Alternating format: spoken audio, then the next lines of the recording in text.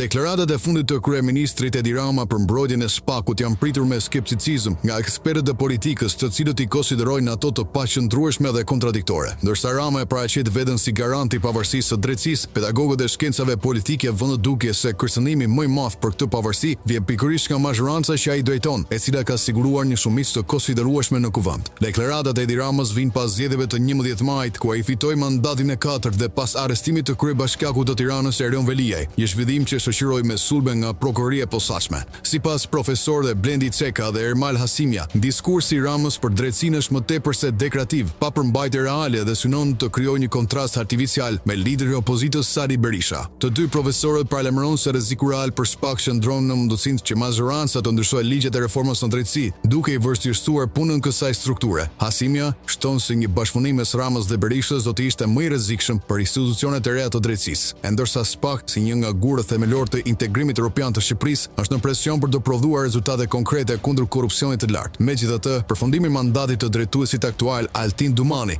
do të jetë momenti vendimtar për të kuptuar nëse ky institucion do të mbijetojë si i pavarur apo do të nënshtrohet vullnetit politik.